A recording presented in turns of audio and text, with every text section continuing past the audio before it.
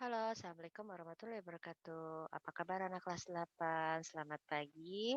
Semoga dalam keadaan sehat di hari Rabu ini. Nah, Miss Elsa akan mengajarkan kelas biologi 8.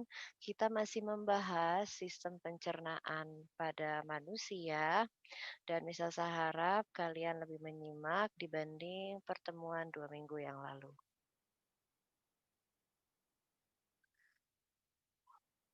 Oke, anak-anak, seperti yang sudah Miss Elsa jelaskan pada 2 minggu yang lalu, pencernaan adalah proses memecah makanan menjadi molekul yang lebih kecil sehingga dapat diserap oleh tubuh melalui pembuluh darah. Nah, pencernaan makanan itu kan ada dua, yaitu ada pencernaan mekanis yang terjadi dalam mulut, yaitu pada saat makanan kalian itu dihancurkan oleh gigi. Dan pencernaan kimiawi adalah pencernaan yang terjadi eh, pada reaksi kimia yang untuk menguraikan molekul yang besar menjadi molekul yang lebih kecil dan dibantu oleh enzim pencernaan. Untuk lebih jelasnya, kita akan bahas satu-satu. Nah, jadi pada saat kamu tuh masukin makanan di dalam tubuh, dalam mulut kamu, nah kan melalui mulut nih. Nah, di dalam mulut nih makanan dikunyahkan sama gigi, ya kan? Pencernaan ini disebut pencernaan mekanik. Lalu kan makanan itu diturun gitu ke lambung.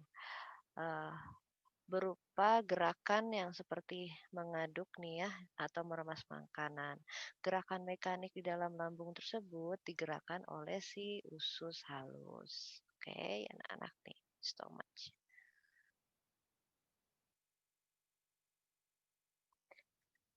Dalam melakukan prosesnya, tadi kan kamu ngunyah-ngunyah tuh nih di dalam mulut.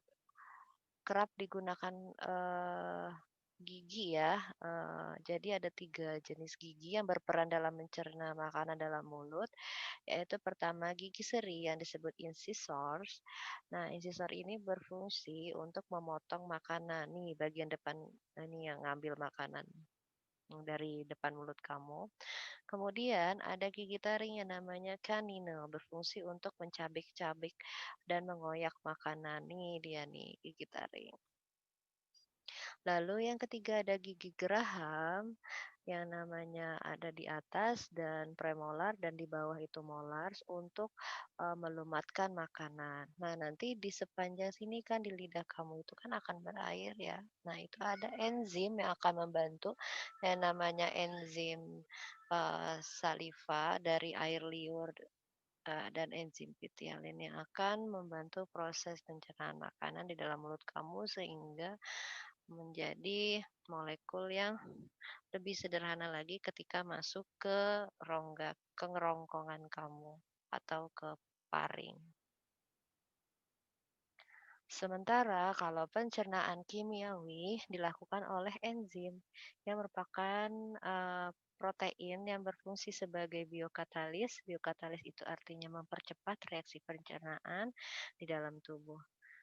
Si enzim-enzim ini berperan dalam proses pencernaan secara kimiawi. Ada enzim amilase yang ada di kelenjar saliva di dalam mulut, yaitu enzim yang berfungsi untuk memecah pati menjadi maltosa. Pati itu karbohidrat ya anak-anak ya, nanti dirubah jadi gula yang disebut gula maltosa, nanti jadi lebih kecil gitu. Nah, protease itu enzim yang dihasilkan oleh lambung dan pankreas berfungsi untuk memecah protein menjadi asam amino. Lipase dihasilkan oleh pankreas berfungsi untuk memecah lemak atau lipid menjadi asam lemak dan gliserol. Sementara kalau maltase itu enzim yang diproduksi oleh usus kecil yang berfungsi untuk memecah maltosa menjadi glukosa. Untuk lebih jelasnya kita harus menonton ulang video animasi pencernaan pada pertemuan sebelumnya. Kita simak dulu yuk videonya.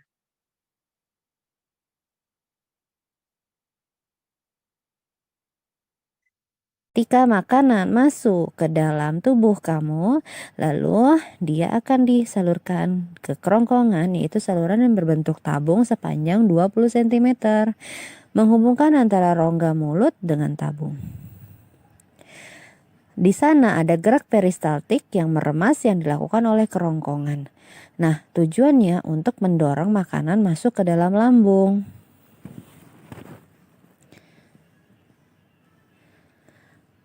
Di dalam lambung, organ pencernaan yang paling elastis berbentuk seperti kantong.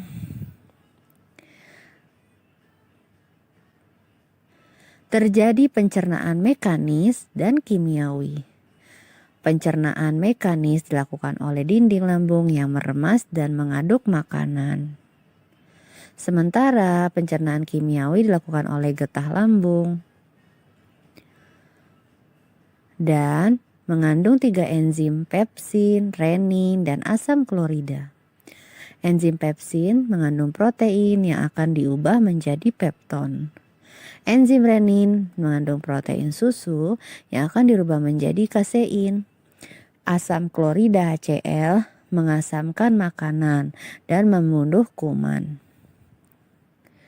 Selanjutnya,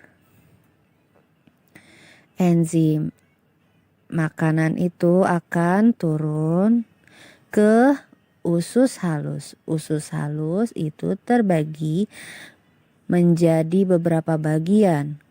Usus ini terpanjang karena panjangnya 6-7 meter. Terdapat cairan khusus untuk penyempurnaan pencernaan makanan. 3 bagian usus halus itu ada 12 seri, usus kosong, dan usus penyerapan. Usus 12 jari atau duodenum. Panjangnya 25 cm untuk mencerna makanan dengan bantuan getah pankreas dan getah empedu. Pankreas menghasilkan beberapa enzim. Pertama, enzim amilase, zat tepung atau amilum akan dirubah menjadi zat gula atau glukosa. Enzim tripsin, pepton dirubah menjadi asam amino. Selanjutnya, enzim lipase, lemak, dirubah menjadi asam lemak dan gliserol. Getah empedu. Getah empedu berfungsi untuk menghancurkan lemak. Selanjutnya, usus kosong. Usus kosong atau duodenum panjangnya 2,5 meter, mencerna lebih lanjut makanan yang dicerna oleh usus 12 jari. Usus penyerapan, tempat penyerapan sari-sari makanan. Nah, kita lihat lebih detail. Jadi seperti ini. Jika makanan diproses di dalam darah. Lalu anak-anak kita bahas ke usus besar.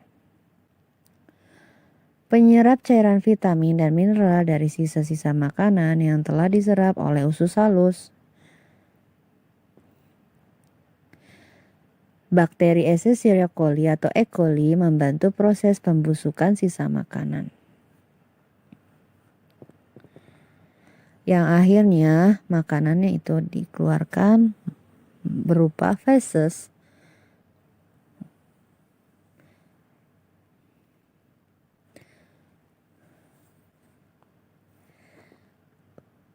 Pada ujung sistem pencernaan terdapat rektum, tempat penyimpanan feses sementara.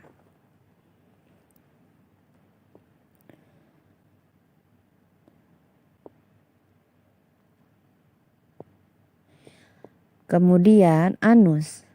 Anus adalah lubang tempat keluarnya feses dari dalam tubuh.